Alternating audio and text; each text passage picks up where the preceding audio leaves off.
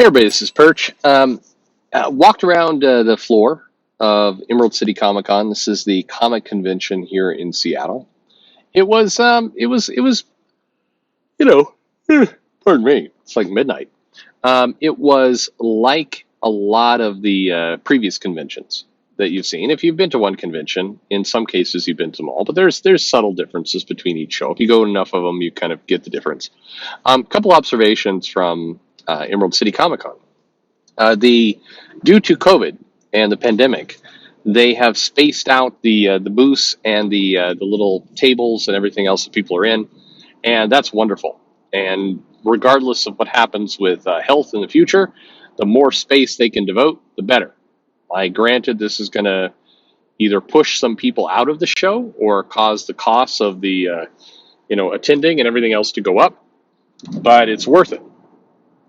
Having more space equals less smell, equals more room to move around. It was a much better show. It did create an interesting environment because a lot of the people who are exhibiting, I think, had the same kind of reaction, which was the show seems very dead, very quiet. Now, granted, first day is a little quieter. Seattle does this weird thing where it opens up Emerald City Comic Con on Thursday, and nobody really thinks that a Thursday is necessary. Everybody is confused why there is a Thursday, and so and including how they market the show to others. So it's awkward and bad and weird, and it creates a just a strange Thursday. And so it felt, there are people there, but it, like a lot of people, I think, at the show were questioning if this is a show going to be dead, because right now we're still in that period where people aren't sure exactly what's going to happen to conventions. But it was it did, in being able to kind of stand back and observe and kind of look at the human flow and how traffic was happening, everything else. I'm still stuck with this thought that there's a lot of parts of Comic-Con that make no real sense. The ideas of having these tables set up, and then you got the aprons, and then there's a creator sitting there or standing there, and everybody's kind of doing different things. And you see different approaches of how people game the systems. For example, Jay Lee was at his booth most of the day, at least from what I saw. Sean Murphy was at his booth most of the day. Sean had a schedule set out, so it's like, Sean's going to be here, and it was posted, so you could tell, like, Sean's going to be here for this period of time, and then his wife, Katana, is going to be there for a period of time, and then both of them are going to be there for a period of time. And they had it all like it was really easy to know, who was going to be at the booth and when somebody's going to be there. And they had it spaced out where there was really no point during the day where nobody was going to be there. There was generally somebody at the show the entire time. And that's great. That's what, people who are coming to see the convention, it's well described. Great. In contrast to that, like, for example, Donnie Cates and Ryan Stegman had a booth, but they were doing an interesting approach where generally they weren't there. They were very rarely actually at the table, and it wasn't really clear when they were going to show up. So what happened is they would show up, and then a big line would occur. And the big line would occur because people are like, Donnie Cates is one of the bigger names for the show, and he's a draw. So, they basically, this line would build up, and then the line would, that line would go through pretty quickly. About 20, 30 people would, not even that. I don't think there was ever that many people, maybe 10, 12 people. And so as soon as the line evaporated, where there was no line, then Donnie and Ryan would get out of there, and basically they would vanish, and then the booth is empty, and then they would wait a couple hours, and then they would show back up again. And the effect was interesting because the psychology was that people were saying, oh man, there's always a big line at Donnie's booth. But there was rarely a big line at Donnie's booth. It was just whenever Donnie was there was a big line because Donnie was rarely there. It was an interesting little thing they were doing. But as a convention owner, if I'm trying to manage this convention, I would be irritated that the approach of, say, Sean Murphy versus Donnie versus like Ben Templesmith sat in his booth all day. Like I never saw the guy leave. I'm sure he did to go get food or something, but he was there like all day. And I would not love a convention where everybody was like there randomly, where the approach, like I like it, as a convention goer, who knows what you're going to get. That's kind of weird. And I think that that's one of the big flaws in the convention right now is that increasingly, and I think the pandemic very underlined this and brought it home, is people are very interested and demanding of reliability. Like I want to be able to count on, what's going to happen on any given moment. So I want to be able to know that on, if I'm going to spend the $80 whatever for a ticket, that I'm going to be able to get this kind of experience. And right now it's very much all over the place. I do think that Comic Cons are going to attempt to try and standardize this stuff.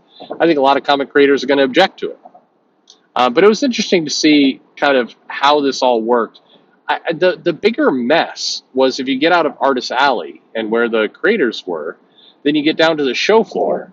And the show floor was this bizarre collection of primarily, like there's so many vendors there that were selling like chibi versions of the Avengers or the Justice League, like little manga-like takes of these characters.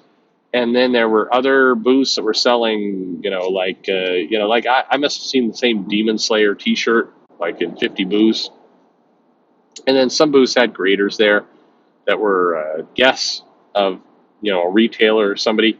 But it's just like there was no theme or point. And in the years past, there's been more of a theme, more of an organized kind of thing that's going on. But in today, it was just kind of all over the place. Now, I'm not being too negative about it because obviously conventions, like I said, they are coming back. The pandemic slowed stuff down, so people are still figuring it out. So I don't want to be too hard on it. But there has to be somebody who comes through here and says, all right, we need to organize what a consistent convention experience looks like, because nobody's going to want to put up with the cost and coming to the show and concerns about if they're going to get diseased or not without some kind of better, reliability. One of the funny things that went on, and I might as well tell this story now because it's going to come up in a live stream or an interview or something. I guarantee it. This is an embarrassing story, all right? But here you go. So after the show, went to go have a drink with frequent guests of the show. Joe Corallo and I were sitting there and ran into a couple other creators. I don't know if I should say who, but anyway, we're sitting at the table having a good drink.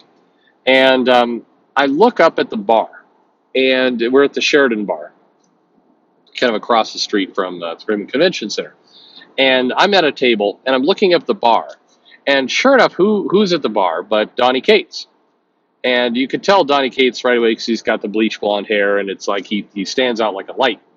And you could see him there, and there's Ryan Stegman next to him. And he's there getting a drink. And I see Liam Sharp come by, and Liam's kind of goes up to get a drink. And then it felt like Liam, I'm seeing it from a distance, but it looked like Liam went up to go get a drink. And then somebody recognized Liam. And I'm thinking it was Ryan Stegman recognized Liam. And then, Liam's in there talking to them. And then a couple other people came by, and everybody's talking. And then I'm looking up there, and I'm like, oh, there's Jay Lee. Jay Lee's hanging out with those guys too, because Jay Lee was at the show, and I see him, and I see like a little shirt that bear in mind, I'm not staring at these guys. I'm just like drinking, and I glance up, and I'm looking around the room. So they're little fleeting glances. So it's not a in-depth investigation of what's going on. And I see, I'm like, oh, it's Jay Lee up there at the bar talking to Donnie, and I'm like, hey, there's Jay Lee. He was very close to Donnie, like uncomfortably close. I'm like, that's Jay Lee, and I point this out to some of the people that I'm there with, and they're like, that's not Jay Lee, that's Donnie's wife. And I'm like, oh no, and I'll look closer, and sure enough, it is Donnie's wife. And then I feel like then everybody's laughing at me, and I feel super humiliated. Like I mistook Donnie's wife for Jay Lee. And in my defense, it was across the room, a decent amount away, and I'm just getting little quick glances over there.